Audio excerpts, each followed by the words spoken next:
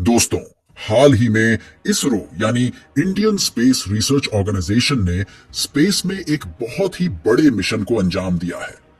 लेकिन अफसोस की बात है कि यहाँ की मीडिया ने इसे उतना कवर नहीं किया और बहुत ही कम ही लोगों ने इसरो की इस उपलब्धि पर वीडियोस बनाई हैं।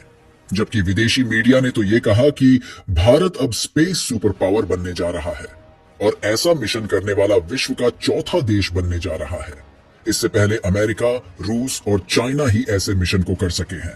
दोस्तों, आपने भी इसरो के स्पैडेक्स यानी स्पेस डॉकिंग एक्सपेरिमेंट मिशन के बारे में सुना होगा, लेकिन ज्यादातर लोग ये नहीं जानते हैं कि ये मिशन क्या है और ये मिशन भारत और इसरो के लिए इतना हिस्टोरिक मिशन क्यों है। चलिए बताते हैं। आगे बढ़ने से पहले आपके लिए एक सवाल, इसरो यानी इंडियन स्पेस रिसर्च ऑर्गेनाइजेशन का पुराना नाम क्या है? कमेंट बॉक्स में कमेंट करके बताएं। देखते हैं आप में से कितनों को इसका जवाब पता है। तो दोस्तों, वीडियो शुरू करने से पहले वीडियो को लाइक, शेयर करके चैनल को सब्सक्राइब कर लें, जिससे हमें ऐसी ही और वीडियो बनाने की मोटिवेशन मिलती रहे। तो चलिए हमारे साथ अनंत अंतरिक्ष के इस नए सफर पर। दोस्तों, 30 दिसंबर 2024 को रात 10 बजे श्रीहरिकोटा से स्पैडेक्स मिशन को लॉन्च किया गया।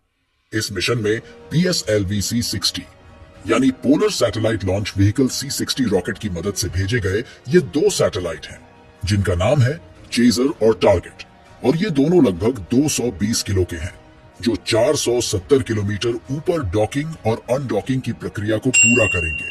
अब डॉकिंग और अनडॉकिंग का क्या मतलब है, आइए समझते हैं। यहाँ डॉकिंग और अनडॉकिंग करने का मतलब होगा दोनों अलग अलग सैटेलाइट्स को आपस में जोड़ना और उन्हें अलग करना।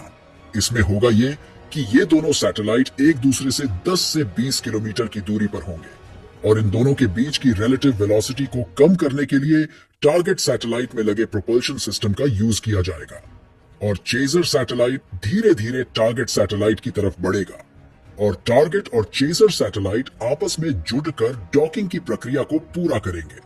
इसके बाद दोनों सैटेलाइट के बीच इलेक्ट्रिक पावर का ट्रांसफर शुरू किया जाएगा, जिससे इनमें मौजूद पेलोड्स को अपने 2 साल के मिशन के लिए ऑपरेशनल कर पाएं। और दोस्तों, इसरो का ये मिशन इतना ज्यादा चैलेंजिंग इसलिए भी है क्योंकि ये दोनों सैटेलाइट काफी छोटे हैं, तो ऐसे में इनकी डॉकिंग और अनडॉकिंग की प्रक्रिया में एक्यूरेसी और प्रेसिजन बहुत ही हाई होना चाहिए। इसे आप ऐसे समझ सकते हैं कि ये लो इम्पैक्ट डॉकिंग प्रक्रिया होगी।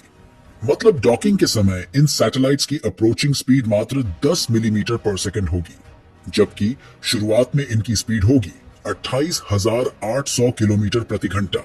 इसीलिए इस प्रक्रिया को करने में इसरो को 10 दिनों का समय लगने वाला है और 9 जनवरी 2025 को डॉकिंग अनडॉकिंग की ये प्रक्रिया शुरू की जाएगी। तो डॉकिंग और अनडॉकिंग के बाद ये दोनों सैटेलाइट क्या करेंगे? दोस्तों, डॉकिंग और अनडॉकिंग के बाद ये सैटेलाइट इनमें लगे इंस्ट्रूमेंट से नेचुरल रिसोर्स की मॉनिटरिंग करेंगे और एक रेडिएशन मॉनिटर की मदद से स्पेस में आने वाले रेडिएशन को मेजर करेंगे, जो हमारे भविष्य में भेजे जाने वाले चंद्रयान 4 और गगनयान मिशन के लिए वैल्यूएबल डेटा लेगा। सबसे पहले डॉकिंग और अनडॉकिंग की प्रक्रिया को करने वाला देश था अमेरिका, जिसने साल 1966 में जेमिनी 8 कैप्सूल को एजीना टारगेट व्हीकल के साथ डॉक करके दिखाया था।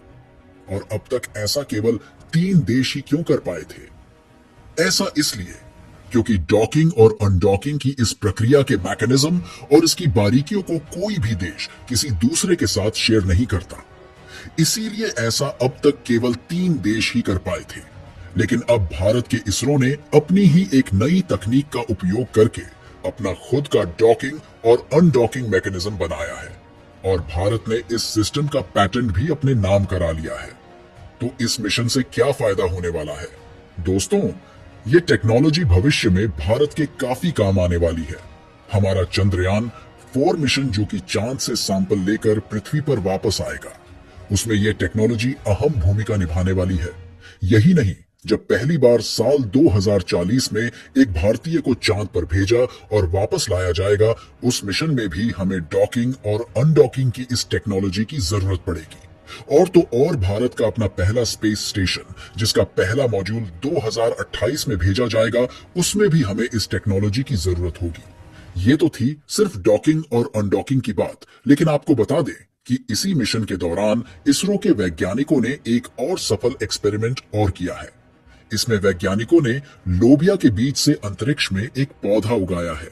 इस मिशन का नाम है क्रॉप्स, मतलब compact research module for orbital plant studies.